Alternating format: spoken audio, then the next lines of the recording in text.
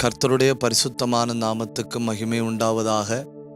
மிகுந்த வாஞ்சையோடு தேவ பிரசன்னத்தில் வந்திருக்கிற எல்லா தேவ பிள்ளைகளையும் வாழ்த்துகிற மவுண்ட் சர்ச்சுக்காக, கார்த்திகையாவுக்காக, பரிசுத்த தேவ ஜனங்களுக்காக கர்த்தரை ஸ்தோத்தரிக்கிற நாம் தொடர்ச்சியாக எபிரேயர்கள் நிருபத்தை கற்றுக்கொண்டு வருகிறோம். இந்த சில வகுப்புகளில் 3ஆம் அதிகாரத்தை நாம் கற்றுக்கொண்டு வருகிறோம். எபிரேயர் 3ஆம் அதிகாரத்தில் 7 காரியங்கள் சொல்லப்பட்டிருக்கிறது அப்படின்னு நாம் ஏற்கனவே பார்த்தோம். அதில் கவனித்து பார்த்தல் அப்படிங்கிற ஒரு வார்த்தையை நாம் கற்றுக்கொண்டே இருக்கிறோம். இது எபிரேயர் நிருபத்தின் 20வது வகுப்பு.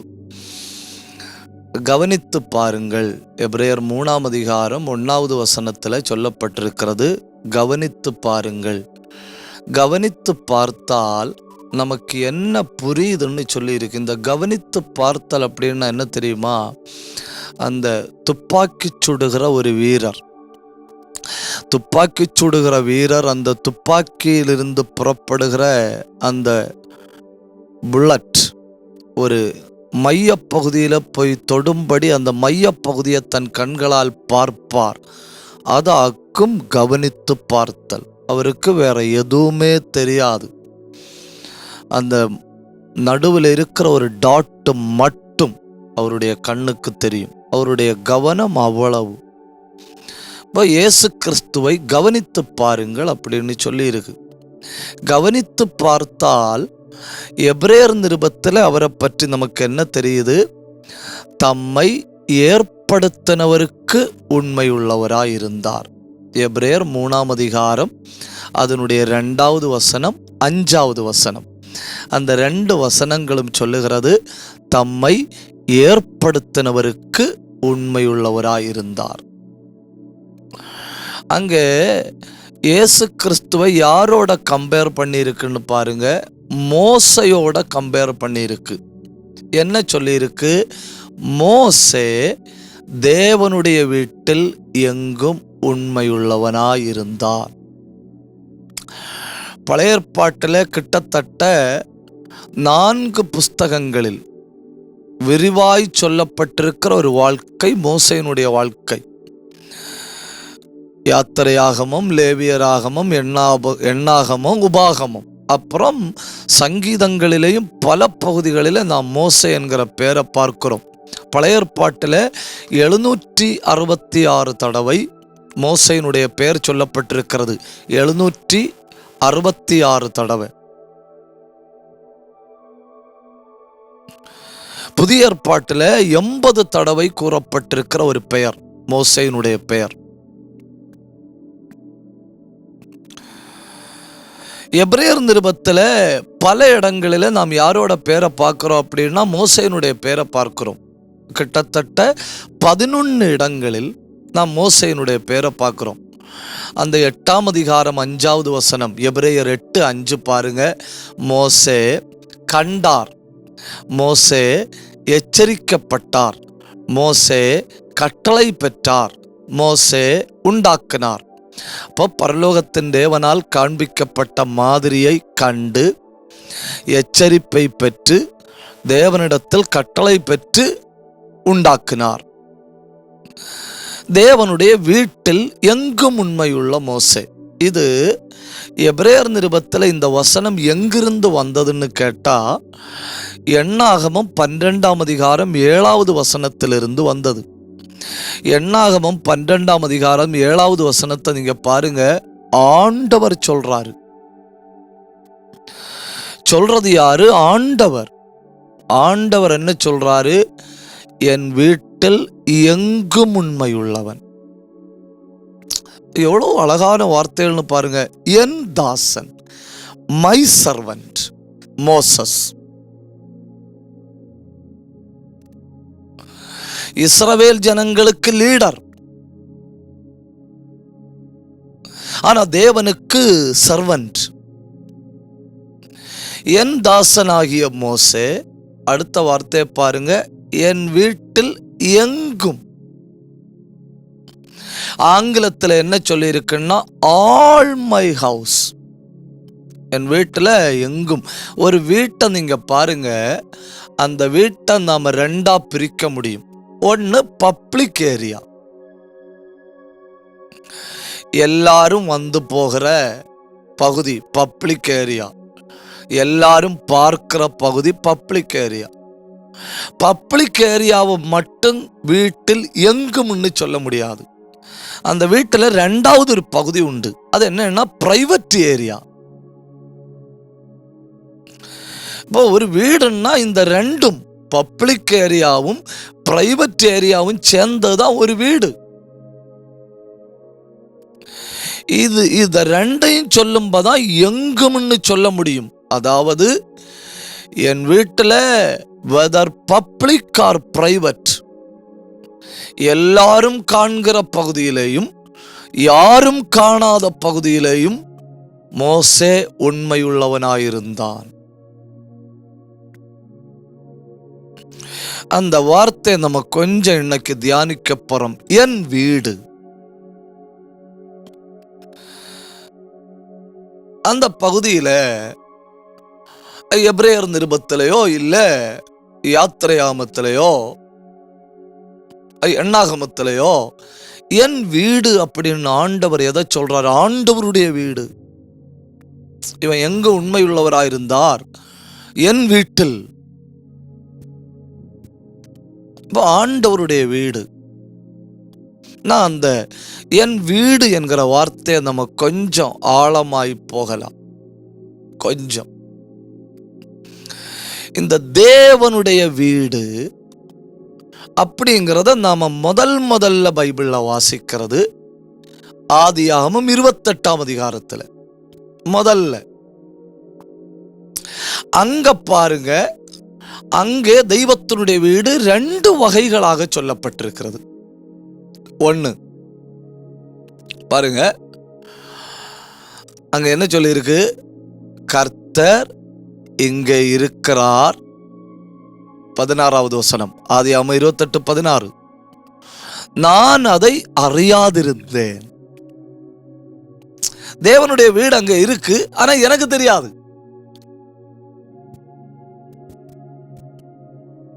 அப்படியே அங்க என்ன இருக்கு? Invisible house of God. என காண முடியல, ஆனா அது தேவனுடைய வீடு. அப்புறம் அந்த 22வது வசனத்தை பாருங்க. 16, 17 வசனம், 28, 16, 17 சொல்றாரு, தேவனுடைய வீடு நான் அறியாதிருந்தேன், எனக்கு தெரியல, ஆனா தேவனுடைய வீடு. ஆனா 28ஆம் அதிகாரம் 22வது வசனத்தை பாருங்க.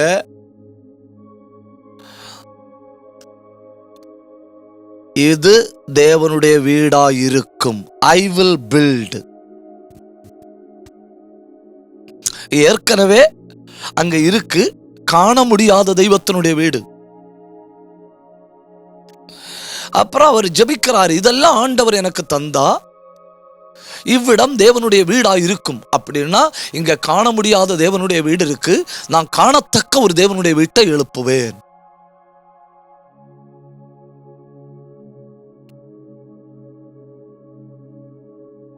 உங்களுக்கு புரியல இல்லையா? காண முடியாத தேவனுடைய வீடு என்ன?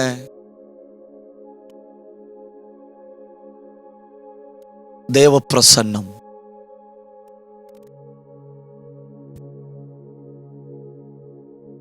காண முடிகிற தேவனுடைய வீடு என்ன? இப்ப யாக்கோபு சொல்றாரு இல்லையா, நான் கட்டுவேன். அப்போ ஒரு மனுஷன் கட்டுறது காண முடிகிற தேவனுடைய வீடும், அதுக்குள்ளே வாசம் பண்ணுகிறது தேவ பிரசன்னம், காண முடியாத தேவனுடைய வீடு. அங்கே 2 வகை. இனி நீங்க யாத்திரையாகமம் 25 அதிகாரத்தை வாசிச்சா அங்க இன்னொரு வகை தேவனுடைய வீடை காண முடியும். அது என்ன தெரியுமா? Portable house of God. Portable. அது என்னன்னா, ஒரு இடத்துல கொண்டு வைக்கிறோம், ஃபிட் பண்ணி வைக்கிறோம், மேகம் எழும்புகிற பொழுது எல்லாம் எடுத்துட்டு போறோம். டிஸ்மேண்டில்னு சொல்லுவாங்க இல்லையா? அதான் சரியான வார்த்தைன்னு நான் நினைக்கிறேன். எல்லாம் ஃபிட் பண்ணி வைக்கிறோம். அங்க தேவன் வந்து இறங்குறாரு, தேவன் அவரோட பேசுறாரு. அப்புறம் மேகம் எழும்புது. உடனே இவங்க என்ன பண்றாங்க? அதை டிஸ்மேண்டில் பண்ணி தூக்கிட்டு போறாங்க. Portable house of God. ஒரு இடத்துல நின்று எடுத்து கொண்டு போறாங்க. ஆனா தேவாலயம் இருக்கு இல்லையா, எருசலேம் தேவாலயம் இருக்கு இல்லையா, அது போர்ட்டபிள் அல்ல, டெம்பிள். அது அங்கதான் இருக்கும், அசையாது. அப்போ இன்விசிபிள் ஹவுஸ் ஆஃப் காட் இருக்கு, காண முடியாத தேவனுடைய வீடு இருக்கு.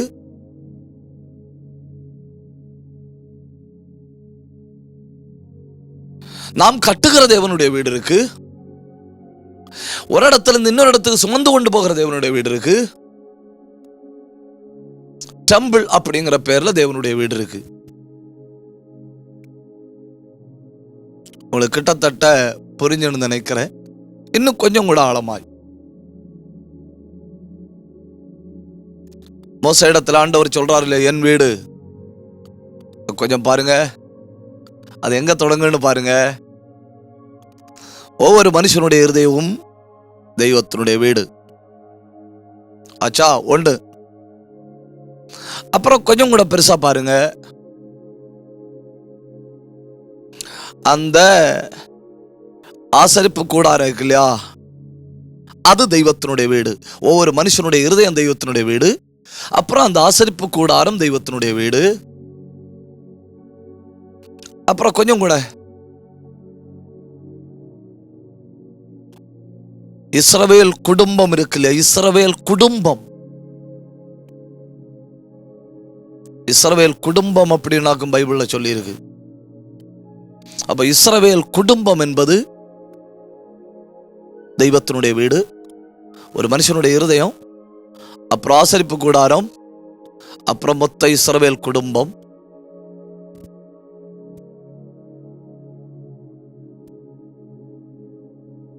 இதெல்லாம் காட்டி heart, tabernacle, the whole Israel, இதெல்லாம் காட்டிட்டு ஆண்டவர் சொல்றாரு, என் வீட்டில் எங்கும் இந்த பகுதிகளில் எல்லாம் உண்மை உள்ளவர் மோசே.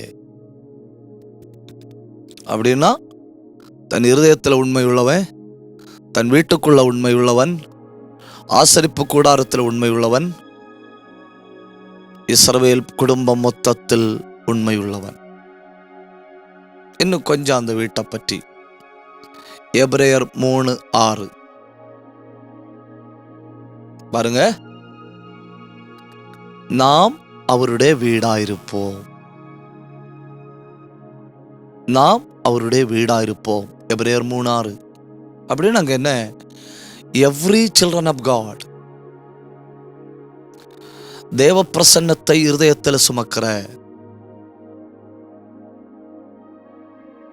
கர்த்தரை தங்கள் தெய்வமாய் கொண்டிருக்கிற, தேவனுக்கு தங்கள் இருதயத்தை விட்டுக் கொடுத்த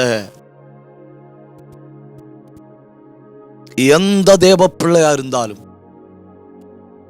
whoever he may be, whatever language he may be, whatever color he may be, whatever condition he may be, அது யாரானாலும், எந்த சூழ்நிலையில் இருந்தாலும், எந்த ஜாதியானாலும், எந்த தேசமானாலும், தன் இருதயத்தில் தெய்வத்தையும் தெய்வ பிரசன்னத்தையும் சுமக்கிற ஒவ்வொரு தேவ பிள்ளையும் தெய்வத்தினுடைய வீடு. கொஞ்சம் கூட சொல்லணும்னா, every saved individual is the house of God. ரட்சிக்கப்பட்ட தேவனுடைய பிள்ளைகளே, இந்த நாளில திருவசனத்தை கேட்கிற தேவனுடைய பிள்ளைகளே, சாத்தானுக்கு தன் விரும்பின நேரத்தில் வந்து சாத்தான் தன் விரும்பின காரியத்தை செஞ்சுட்டு வெளியேறி போயிட்டு அப்புறம் வருகிறதற்கு நாம் சாத்தானின் குடியிருப்புகள் அல்ல, நாம் தேவனுடைய வீடு. ஒரு ஆளுடைய வீட்டுக்குள்ள அனுமதி இல்லாம இன்னொரு ஆள் நுழைய முடியாது இல்லையா? அனுமதி இல்லாம இன்னொரு ஆள் நுழைய முடியாது. அப்போ தேவனுடைய வீடாகிய நமக்குள்ள சத்துரு நுழைகிறான் என்றால் ஒன்னில் எங்கே ஒரு இடத்துல அனுமதித்திருக்கிறோம், இல்ல எங்கே ஒரு இடத்துல அவன் வர வேண்டிய ஒரு வழி இருக்கிறது.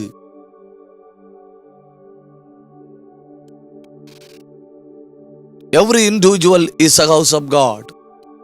அப்புறம் லூக்கா 19:46 பாருங்க.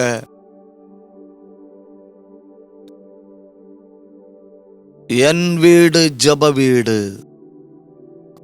Every place of prayer. கூடி ஜெபிக்கிற எல்லா இடங்களும், அது தெருவோரமானாலும்,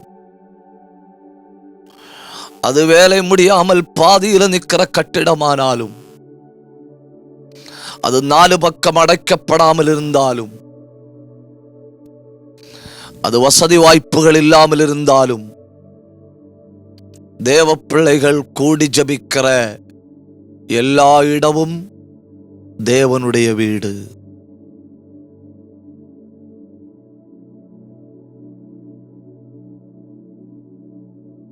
அதுல உள்ள டெக்கரேஷனோ, அதுல உள்ள வெளி தோற்றங்களோ அதற்கு மகிமையை கூட்டுவதும் இல்லை, அதன் மகிமையை குறைப்பதும் இல்லை. நாம் ஜெபம் பண்ணுகிற எல்லா இடமும் தேவனுடைய வீடு.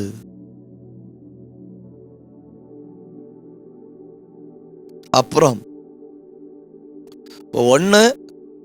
ஒவ்வொரு தனி மனிதனும், ரட்சிக்கப்பட்ட ஒவ்வொரு தனி மனிதனும் தேவனுடைய வீடு. 2, நாம் ஜெபம் பண்ண கூடி வருகிற இடம் தேவனுடைய வீடு. 3,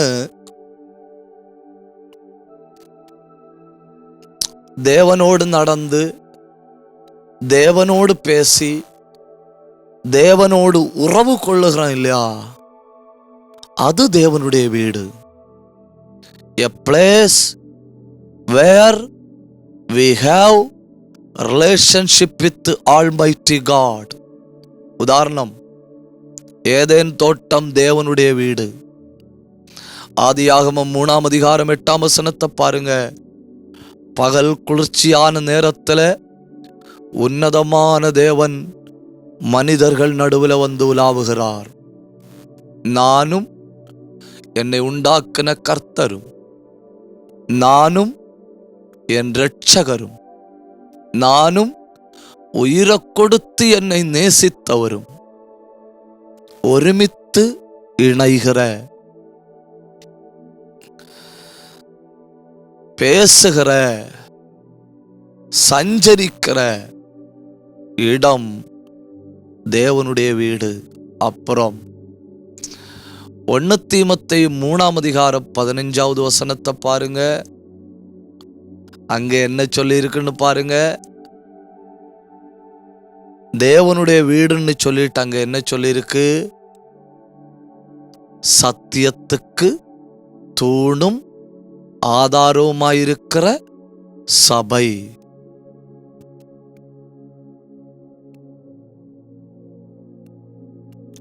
சர்ச் இருக்கு இல்லையா, சர்ச். அதுக்கு மலையாளத்துல என்ன வார்த்தை பயன்படுத்துவாங்க தெரியுமா?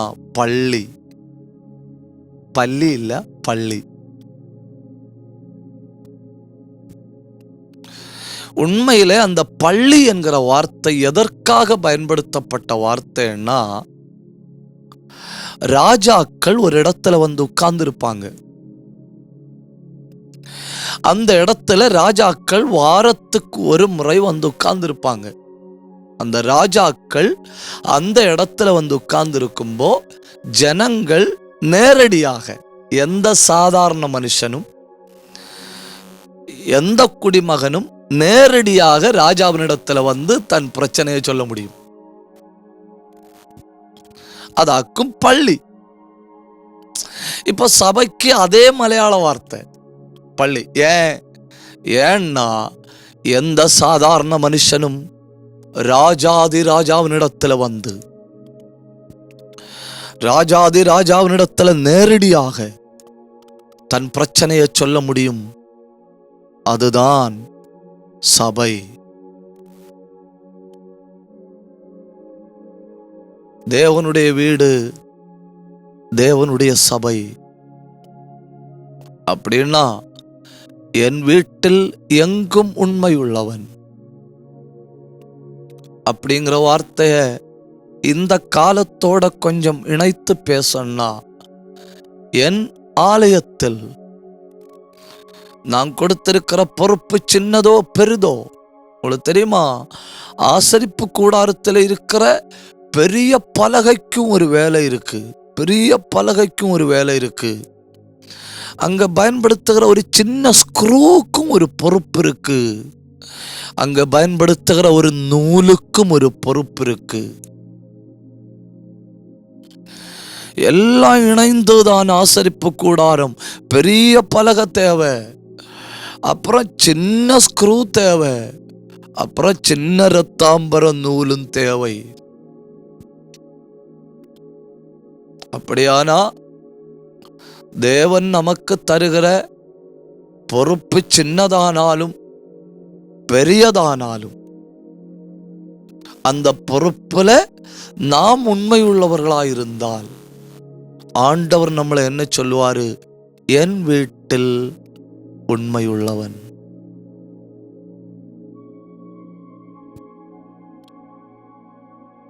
சபை தேவனுடைய வீடு. அங்க நாம வந்து போறோம். அங்க பாருங்க, நீங்க நியாய தீர்ப்பு எங்க தொடங்குது? தேவனுடைய வீட்டில். 1 பேதுரு 4ஆம் அதிகாரத்துல பாருங்க, தேவனுடைய வீட்டில் நியாய தீர்ப்பு தொடங்குது. நீ தீமோத்தேயுக்கு பவுல் எழுதும்போது சொல்ற வார்த்தையை பாருங்க. 1 தீமோத்தேயு 3:15 பாருங்க. என் வீட்டில் நடக்க வேண்டிய விதம்.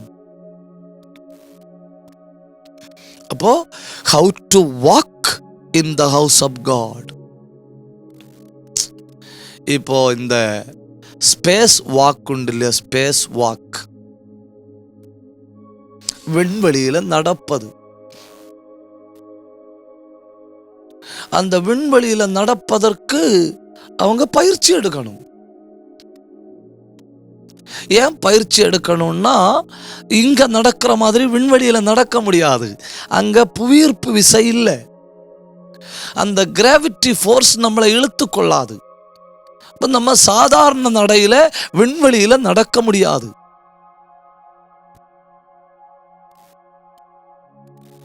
இப்ப உலகத்துல நடக்க வேண்டிய ஒரு விதம் இருக்கு. there is a pattern.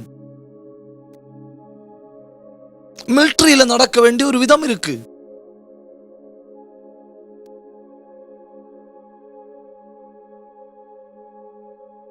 இந்த ஐடில் அப்படின்னு சொல்லுவாங்க தெரியுமா? IDLE. அப்படி மிலிட்டரியில நடக்க மாட்டாங்க. மிலிட்டரியில நடக்கும்போ அவங்க சரீரத்தின் எல்லா பாகமும் அசையும். அது மிலிட்டரி வாக்.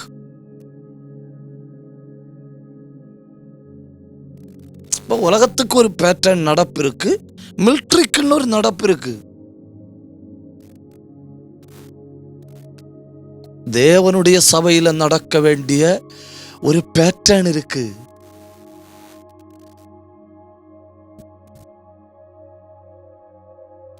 ஸ்பேஸ்ல நடக்க ஒரு பேட்டர்ன் இருக்கு இல்லையா? இந்த உலக முறையில போய் விண்வெளியில நடக்க முடியாது. அதுக்கு தனி முறை, அதுக்கு தனி பயிற்சி. தேவ சமூகத்துல, தேவ பிரசன்னத்துல, தேவ சபையில நடக்க வேண்டிய விதம். How to walk in the house of God. அப்படி வாரேன், கொண்டாடுறேன், என் மாம்சம் எதெல்லாம் சொல்லுதோ அதெல்லாம் நான் செய்கிறேன், 2 மணி நேரம் 3 மணி நேரம் உட்கார்ந்து இருக்கிறேன், என்ஜாய் பண்றேன், கொஞ்சம் ரிலாக்ஸா இருக்கு. அது இல்ல. தேவனுடைய வீட்டில் நடக்க there is a pattern. தேவனுடைய வீட்டில் நடக்க வேண்டிய விதம்.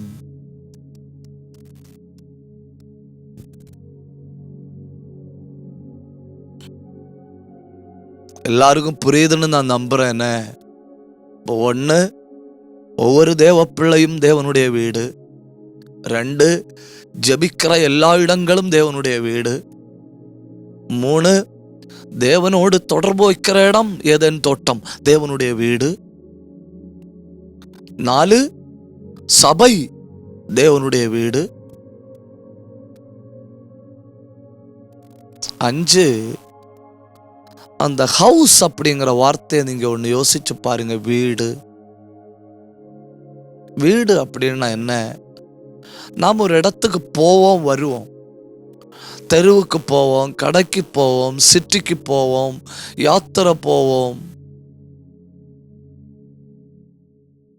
எங்க போனாலும் நம்ம மனசுக்குள்ள என்ன இருக்கு? எப்போ வீட்டுக்கு போவேன், எப்போ? ஏன்னா வீடு அப்படிங்கிறது dwelling continually. வீடு அப்படிங்கிறது வந்து போகிற இடம் அல்ல, தொடர்ச்சியாய் தங்கி இருக்கிற இடம்.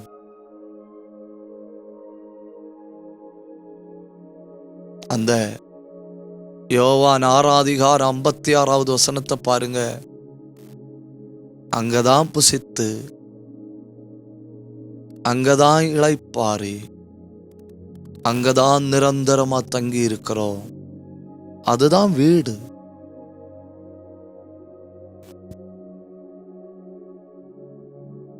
அப்போ நிரந்தரமாய் எந்நேரமும் மான்கள் நீரோடைகளை வாஞ்சிப்பது போல என் ஆத்துமா தேவன் மேலேயே, ஜீவனுள்ள தேவன் மேலேயே வாஞ்சியா இருக்கிறது. எப்போ நான் உம்முடைய சந்நிதியில வந்து நிற்பேன்?